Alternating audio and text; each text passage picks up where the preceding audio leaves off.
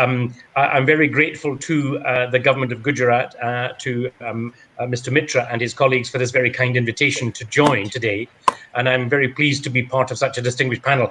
And I'm only sorry I can't hear all of the contributions as clearly as I would like, but we can catch up another time. I wanted just to make a few remarks, if I may, to recognise that this is such an important time for all governments across the world to have a real hard think about the economic recovery that is going to take place in the next few months and probably the next few years, if we're honest. There is an ambition, I think, in many governments that we should try to build back better, that we should try and use the opportunity to see if we can improve and strengthen and make our society better. And I think this applies so much to the skills agenda and to the education agenda that is so important for our future. That is something which I know the UK is prioritising, and I think it's exactly right that this is a feature today on World Youth Skills Day. I was listening this morning to the Prime Minister's speech. Prime Minister Modi made some very important and very telling remarks. And I particularly like the new slogan of to follow skill, to reskill and to upskill. And I think that is exactly the right kind of message, particularly to the youth on a day like today. We all understand that the impact of the coronavirus is going beyond just the physical and mental health of every one of us. Our economic health is very much in jeopardy also. And so this is a time when we really need to think very hard about workforce resilience, about workforce flexibility, and about trying to make the labour market as effective and as efficient as possible. We are going to go through a period of great change, profound change, and how we adjust to that and how we cope with it is going to be the hallmark of whether we are successful or not. I think skills are a central part of any government response. It is going to be a challenge for our political leaders to come up with the right policy responses for this kind of challenge. And I think looking at the skills agenda, looking at how we can promote the adjustment in skills, where we can embrace new technologies, where we can embrace the new communications that we are going to have to manage, I think is going to be very important. And the younger generation need to be equipped for that, equipped as well as they can to cope with the new adjustments. And so, from my perspective, the need for this is very acute. The need for this is pressing. It is a vital political response that is essential now. So I want particularly to signal that very important message. In the UK, I know that this has been a great priority, and the government has over a number of years tried to advance the skills agenda with skills strategies, with national programs, with a number of areas which I think are very vital. We have an education and skills funding agency that is leading this work, trying to take steps to ensure that young people are prepared and equipped for the future. An apprenticeship program that is designed to try and give younger people the introduction to the skills that they are going to need in later life. A focus on technical and vocational education, where we are looking very much not just at the academic qualifications, not just at universities and degrees, but also at some of the technical skills. We now call them T-levels. Anyone who understands the UK education system might understand O-levels and A-levels. And now we are introducing a new area called T-levels, a technical qualification, which will allow people to develop skills in that particular direction. And that's a vital new and we think quite innovative approach to encourage a development and a reskilling across our young people.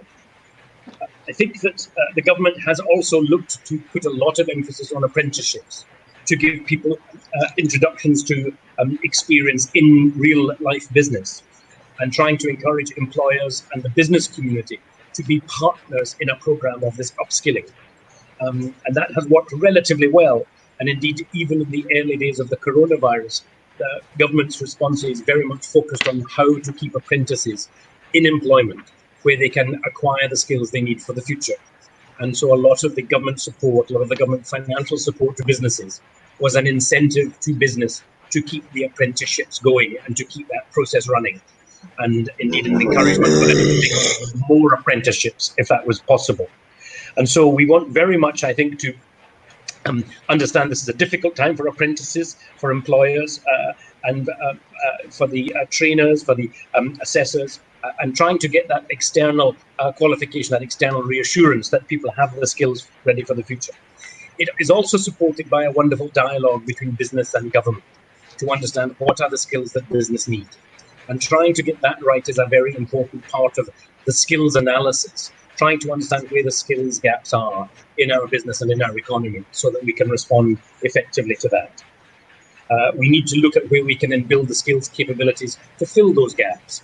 And that's a really important piece of work. And I know the Education and Skills Funding Agency is looking particularly at that part.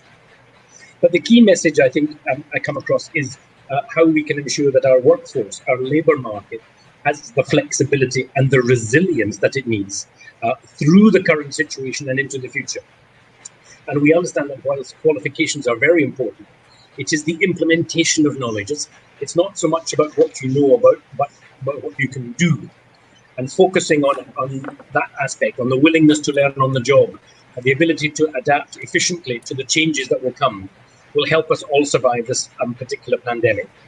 And we hope that areas like T-levels, like our technical and vocational education programs, and that our wider work with the business community and with the academic institutions, because they have a vital role to play to try and support this vocational and technical education, is really a key part. The use of technology is going to be vital. We have focused very much online in the last few years, and this is going to obviously be accelerated under a coronavirus, which is forcing us to be much more in a digital format. And so we want to try and encourage universities, colleges, technical institutions to provide more of that training online, forcing us to try and adjust and adapt to that new demand, embracing the powers of the new technology as much as we can. Finally, I wanted to try and say that the UK prides itself in being a world leader in providing higher education. This is an area of work which has been developed over many, many years. It's a strong sector-based approach which incorporates the best of what our industry requires, what our commercial sector requires, trying to bring all of the providers together to try and have that dialogue and to create a system that is tailored specifically for the need. And that has been a major piece of work. We rely very much on our institutions of higher education, our institutions of learning, to help us make this vocational system, this technical system work. We are being very pleased to work closely with the government of Gujarat in a number of key respects, not least in trying to help support the skills adjustment, the skills agenda here in Gujarat. The British Council, who are the key partners of the British government in delivering our education offer overseas, are still willing and still ready to offer more support in this particular area to try and ensure that whatever is happening around the world, that the best practice is brought to Gujarat, where Gujarat can benefit from some of those key lessons, and that excellence that we want to try and ensure supports our societies in the UK, in India, in Gujarat in particular. It's, I think, a vital part of the policy response that we get the architecture right, the structure right, we get the policy right.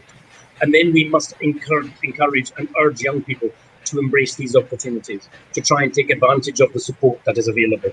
Because I think it is only through that kind of adjustment that we can build the skills for the future, build an economy for the future, build the partnerships that we require with business, with academia, with other nations, so that we can have an international skill set of world class that will guarantee that we can prosper for the years ahead.